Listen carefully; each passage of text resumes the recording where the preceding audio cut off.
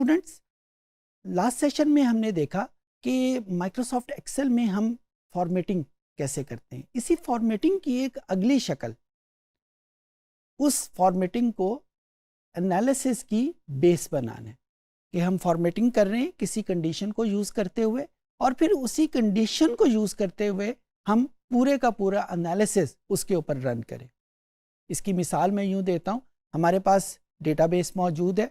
उस डेटाबेस में लेट से मुख्तलिफ लाहौर के मुख्तलिफ इलाकों का डेटा मौजूद है, इस्लामाबाद के मुख्तलिफ मोहल्लों का, मुख्तलिफ सेक्टर्स का डेटा मौजूद है।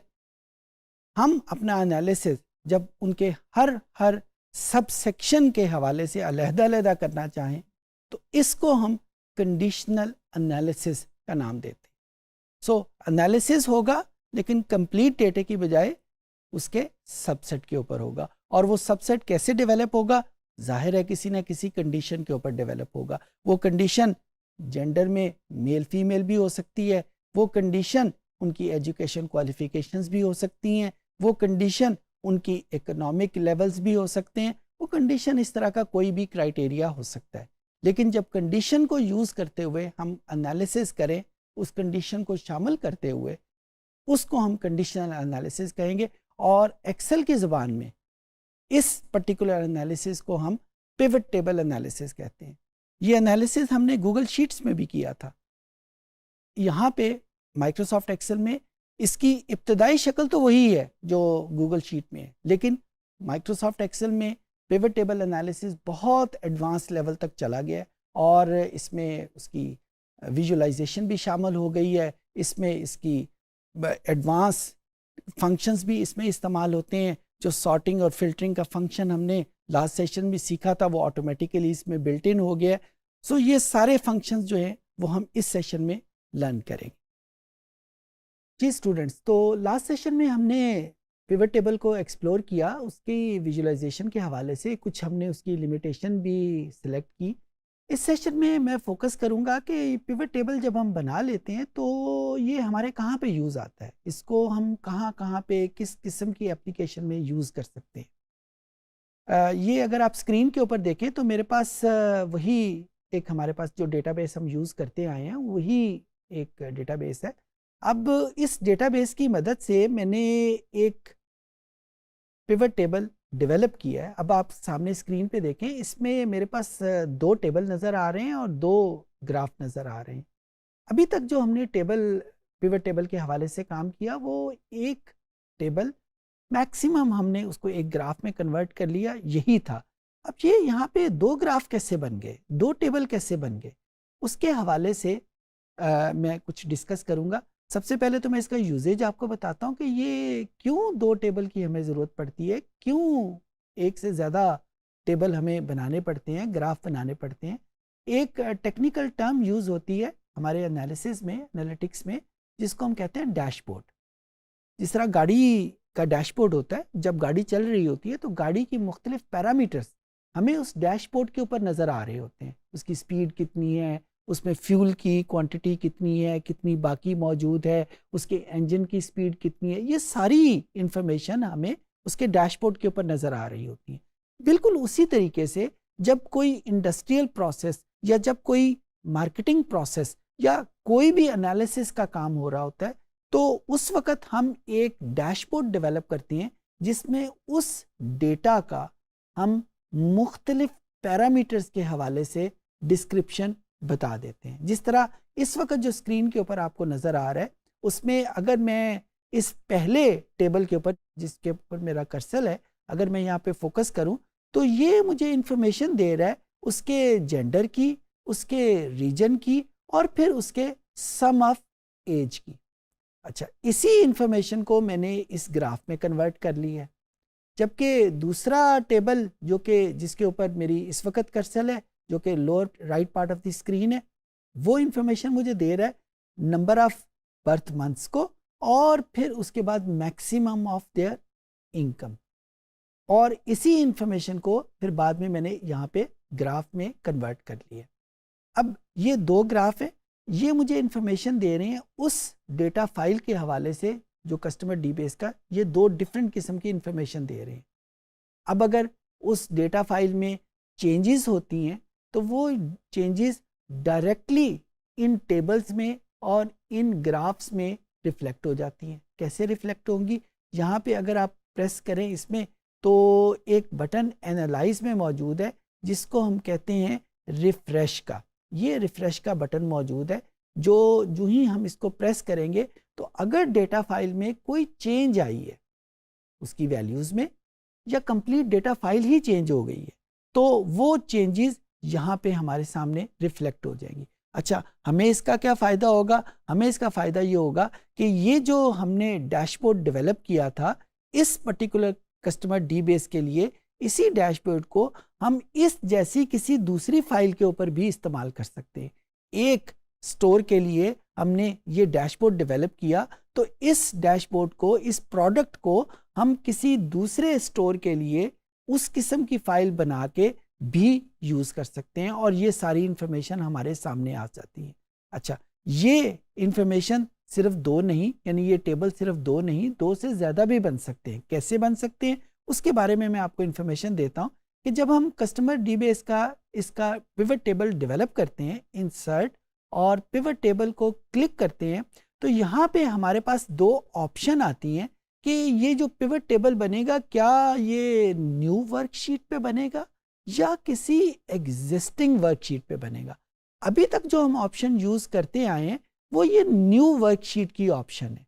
अगर हम ये एग्जिस्टिंग वर्कशीट की ऑप्शन यूज़ करें, जो ही मैं इसको क्लिक करूँगा वो मुझे पूछेगा कि इसकी लोकेशन क्या है, इसके सेल रेफरेंस क्या है, उसकी रेंज क्या है, कहाँ पे ये पिवट टेबल डेवलप करना है। तो अगर मैं एक ही शीट के ऊपर, एक ही स्क्रीन के ऊपर मल्टीपल टेबल डेवलप करना चाहता हूँ तो मुझे न्यू वर्कशीट की ऑप्शन ऑन करने की बजाय इस एग्जिस्टिंग वर्कशीट की ऑप्शन को यूज़ करना पड़ेगा।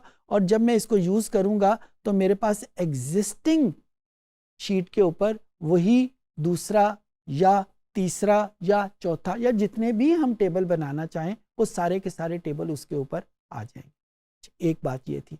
अच्छा, शायद आप लोगों ने फील किया, मैंने तो बहुत ज़्यादा फील किया कि ये टेबल एक ही किस्म के नज़र आ रहे हैं। बाज़ औक़ात हम मोनोटनी से डर जाते हैं कि सारे टेबल एक ही किस्म के हैं, तो एक्सेल हमें ऑप्शन देती है कि हम जब रिपोर्टिंग करें तो इस टेबल का स्टाइल थोड़ा सा चेंज कर लें। कैसे चेंज करेंगे?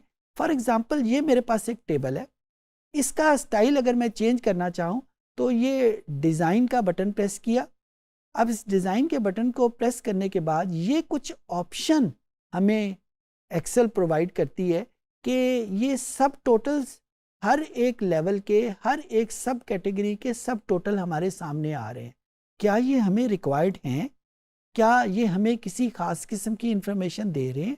अगर तो हमें रिक्वायर्ड हैं या इंफॉर्मेशन दे रहे हैं तो हम इसको रहने देंगे। इसको क्लिक करेंगे और यहाँ पे हमें वो ये ऑप्शन दे रहा है कि डू नॉट शो सब टाइटल। जो ही हमने इसको क्लिक किया तो अब देखें यहाँ पे उसने उस सब टोटल से वो सारे के सारे ख़त्म कर दिए हैं।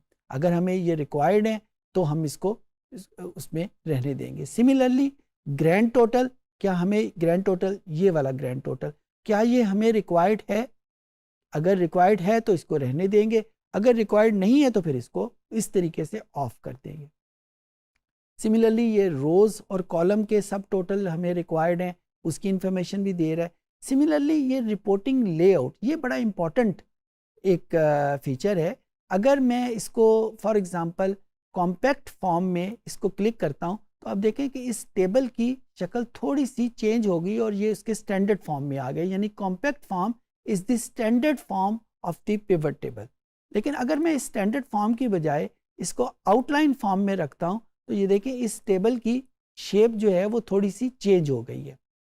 इसको फर्दर चेंज किया टेबुलर फॉर्म। जब इस टेबुलर फॉर्म में देखा तो अब ये देखें कि वो जो हमारे पास सिर्फ यहाँ ऊपर लिखा हुआ आ रहा था वो फर्दर इसने इसको ट्रांसलेट कर लिया नीचे। और भी एक ऑप्शन मौजूद है रिपीट ऑल आइटम्स। जब रिपीट ऑल आइटम्स किया तो उसने देखा ये 1101 ये सारा उसने लिखना शुरू कर दिया। पहले स्टैंडर्ड फॉर्मेट में ऐसा कोई फॉर्मेट मौजूद नहीं था, लेकिन जब मैंने इसको टेबल फॉर्मेट में कन्वर्ट किया तो इसकी ये शेप चेंज हुई और ये ऑल आइटम्स क्लिक किया तो यहाँ पे इसने इसको लिखना शुरू कर दिया। इस सबको बताने का फ़ायदा ये है कि इस टेबल की शक्ल को आप अपनी रिक्वायरमेंट के मुताबिक जैसे भी चेंज करना चाहें आप कर सकते हैं, और एक शीट के ऊपर एक से ज़्यादा टेबल, एक से ज़्यादा ग्राफ भी शो कर सकते हैं। बाज़ इंफॉर्मेशन टेबल के ऊपर ज़्यादा बेहतर तरीके से पोर्ट्रेट होती हैं, बाज़ इंफॉर्मेशन के लिए ग्राफ ज़्यादा बेहतर एक टेम्पलेट प्रोवाइड करता है। So depending on your own choice कि कितने टेबल और टेबल के बाद कितने ग्राफ या चार्ट्स आपको चाहिए, किन इंफॉर्मेशन के लिए आपको टेबल की ज़रूरत है, किन इंफॉर्मेशन के लिए आपको एक ग्राफ या चार्ट चाहिए, किस किस्म का ग्राफ हमें किस किस्म के वेरिएबल के लिए चाहिए, ये सारा कुछ आपके ऊपर डिपेंड करता है। और जब आप एक पिवट टेबल की मदद से एक फाइनल प्रोडक्ट डेवलप करते हैं, एक कमर्शियल प्रोडक्ट, एक सेलेबल प्रोडक्ट डेवलप करते हैं, तो वो इस किस्म की प्रोडक्ट होती है जो इस वक्त आपको स्क्रीन के ऊपर जिसका एक टेम्पलेट नज़र आ रहा है कि जिसमें एक से ज़्यादा टेबल नज़र आ रहे होते हैं, एक से ज़्यादा ग्राफ नज़र आ रहे होते हैं। लिमिटेशन उसकी सिर्फ यही है कि आपको इसी स्क्रीन के ऊपर जो इस वक्त आपको कंप्यूटर की स्क्रीन पे नज़र आ रही है, इसी स्क्रीन के ऊपर वो सारी इंफॉर्मेशन रखनी होती है। किसी टेबल को हम बड़ा कर देते हैं, किसी ग्राफ को हम छोटा कर देते हैं, ताकि एक सिंगल स्क्रीन के ऊपर ज़्यादा से ज़्यादा इंफॉर्मेशन हमें प्रोवाइड कर सकें या एक बेहतर डैशबोर्ड हम डेवलप कर सकें। ज़ाहिर है बेहतर डैशबोर्ड वही होगा जो हमें एक सिंगल ग्लांस में ज़्यादा से ज़्यादा इंफॉर्मेशन प्रोवाइड कर सके। जिस तरह हम जब गाड़ी को ड्राइव कर रहे होते हैं तो हमारी आंखों के सामने बहुत मुख्तलिफ किस्म की इंफॉर्मेशन उस गाड़ी के बारे में आ रही होती हैं।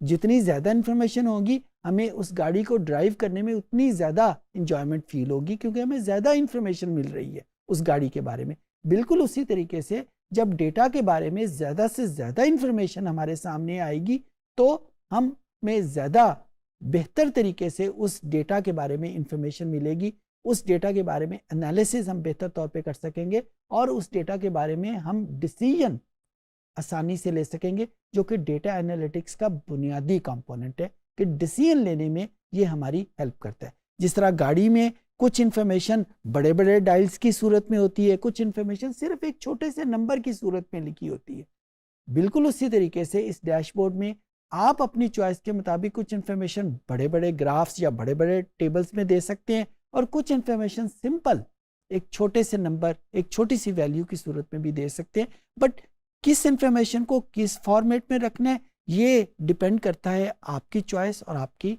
रिक्वायरमेंट के ऊपर। उम्मीद है ये चीज़ें आपको समझ आ गई होंगी। इस सेशन में हमने देखा कि पिवट टेबल को हम मुख्तलिफ हवालों से कंडीशनल एनालिसिस के लिए कैसे यूज़ करेंगे। हमने ये भी देखा कि पिवट टेबल की बेस के ऊपर हम विजुअलाइजेशन कैसे डेवलप करते हैं। हमने ये भी देखा कि पिवट फंक्शन के साथ साथ हम एक्सेल के जो दूसरे फंक्शंस हैं उनको कैसे मिलाते हैं। इनको मिलाने का तरीका स्ट्रेट फॉरवर्ड नहीं है लेकिन मौजूद है। तो ये सारी चीज़ें हमने आज के सेशन में सीखी। उम्मीद है कि आपको चीज़ें समझ आ गई होंगी।